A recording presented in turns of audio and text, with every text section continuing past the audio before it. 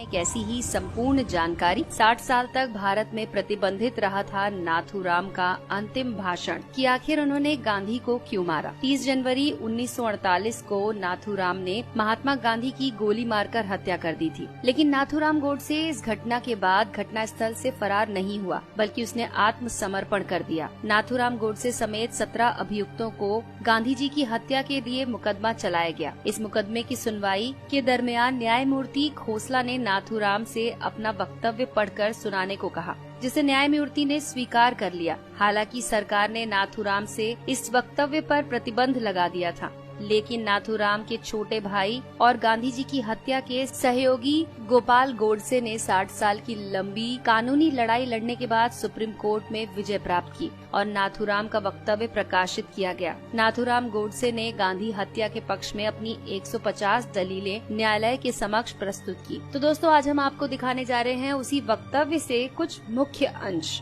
नाथूराम का विचार था कि गांधी जी की अहिंसा हिंदुओं को कायर बना देगी। कानपुर में गणेश शंकर विद्यार्थी को मुसलमानों ने निर्दयता से मार दिया था। महात्मा गांधी भी हिंदुओं से गणेश शंकर विद्यार्थी की तरह अहिंसा के मार्ग पर चलना और बलिदान करने की बातें करते थे। नाथूराम गोडसे को भय था कि गांधी जी की अहिंसा वाली नीति हिंदुओं को कमजोर बना देगी और वो अपना अधिकार प्राप्त नहीं कर पाएंगे। 1919 को अमृतसर के जलियांवाला बाग में गोलीकांड के बाद से पूरे देश में ब्रिटिश हुकूमत के खिलाफ आक्रोश उफान हो गया था। भारतीय जनता इस नरसंहार के खलनायक जनरल डायर पर अभियोग चलाने की मंशा को लेकर गांधी जी के पास गई, लेकिन गांधी जी ने भारतवासियों की इस आग्रह को समर्थन न देने का साफ साफ कह दिया। महात्मा गांधी ने खिलाफत आंदोलन का समर्थन करके भारतीय राजनीति में सांप्रदायिकता का जहर घोल दिया। महात्मा गांधी खुद को मुसलमानों का हितैषी की तरह पेश करते थे। वो केरल के मोपला मुसलमानों द्वारा वहाँ के 1500 हिंदुओं को मारने और 2000 से अधिक हिंदुओं को मुसलमान बनाए जाने की घटना का विरोध तक नहीं कर सके।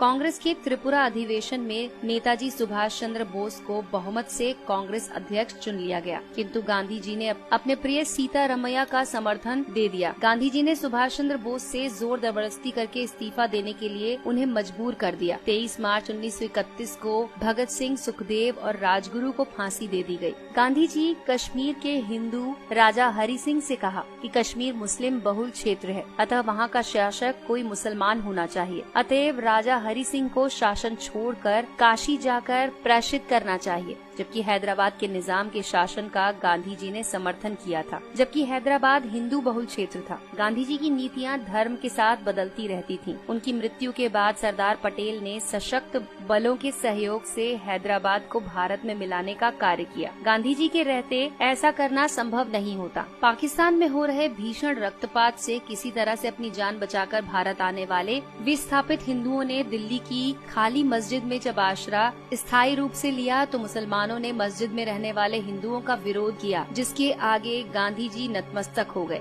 और गांधी जी ने उन विस्थापित हिंदुओं को, जिनमें बूढ़े, स्त्रियां और बालक अधिक थे, मस्जिदों से खदेड़ दिया। बाहर ठिठुरते सर्दियों में रात बिताने पर उन्हें मजबूर किया गया। महात्मा गांधी ने दिल्ली में स्थित मंदिर में अपनी प्रार्थना सभा के दौरान नमाज पढ़ी, जिसका मंदिर के पुजारी से लेकर तमाम हिंदुओं ने विरोध किया, लेकिन गांधी जी ने इस विरोध को दरकिनार कर दिया। महात्मा गांधी एक बार भी किसी मस्जिद में जाकर गीता का पाठ नहीं कर सके। लाहौर कांग्रेस में वल्लभ भाई पटेल का बहुमत से विजय प्राप्त कर गए, किंतु गांधी जी अपनी जिद के कारण ये पद जवाहरलाल नेहरू को दे गए। गांधी जी अपनी मांग को मनवाने के लिए अनशन, धरना, रूठना, किसी से बात न करने जैसी युक्तियों को अपनाकर अपना काम निकलवाने में माहिर थे। इसके लिए वो नीति अनीति का लेश मात्र भी विचार नहीं करते थे। 14 जून 1947 को दिल्ली में आयोजित अखिल भारतीय कांग्रेस समिति की बैठक में भारत विभाजन का प्रस्ताव अस्वीकृत होने वाला था, लेकिन गांधी जी ने वहां पहुंचकर प्रस्ताव का समर्थन रखा। ये भी तब जबकि गांधी जी ने स्वयं ही ये कहा था कि देश का विभाजन उनकी लाश पर होगा। न सिर्फ देश का विभाजन हुआ, बल्कि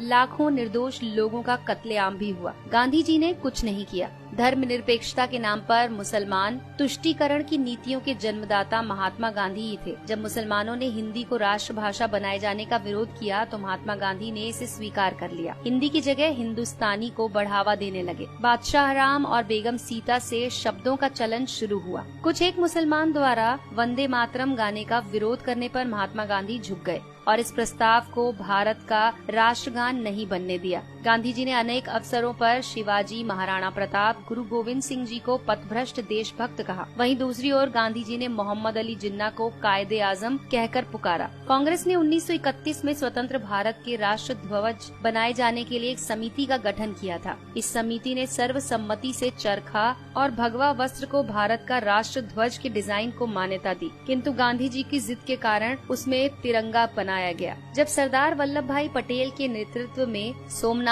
मंदिर का सरकारी व्यय पर पुनर्निर्माण करने का प्रस्ताव पारित किया गया, तब गांधी जी, जो कि मंत्रिमंडल के सदस्य भी नहीं थे, सोमनाथ मंदिर पर सरकारी व्यय के प्रस्ताव को निरस्त कर दिया और 13 जनवरी 1948 को आमरण अनशन के माध्यम से सरकार पर दिल्ली की मस्जिदों का सरकारी खर्च से पुनर्निर्माण करने का दबाव डालने लगे। भारत को स्वतंत्रता के बाद पाकिस्तान को एक समझौते के तहत 75 करोड़ रुपए देने थे। भारत ने 20 करोड़ रुपए दे भी दिए थे, लेकिन इसी बीच 22 अक्टूबर 1947 को पाकिस्तान ने कश्मीर पर आक्रमण कर दिया। केंद्रीय मंत्रिमंडल ने आक्रमण से क्षुब्ध होकर 55 करोड़ की राशि न देने का निर्णय ले लिया था, जिसका महात्मा गांधी ने विरोध किया और आमरण अनशन शुरू कर दिया, जिसके परिणाम स्वरूप 55 करोड़ की राशि भारत ने पाकिस्तान को दी। महात्मा गांधी भारत के नहीं अपितु पाकिस्तान के राष्ट्रपिता थे, जो हर एक कदम पर पाकिस्तान के पक्ष में खड़े रहे, फिर चाहे पाकिस्तान की मांग जायज हो या नाजायज। गांधी जी ने कदाचित इसकी परवाह नहीं की। तो दोस्तों, इन घटनाओं को देश विरोधी मानते हुए नाथूराम गोडसे ने महात्मा गांधी की हत्या को न्यायोचित ठहराने का प्रयास किया। नाथूराम ने न्यायालय में स्वीकार किया कि महात्मा गांधी बहुत बड़े देशभक्त थे। उन्होंने निस्वार्थ भाव से देश सेवा की। मैं उनका बहुत आदर करता हूँ, लेकिन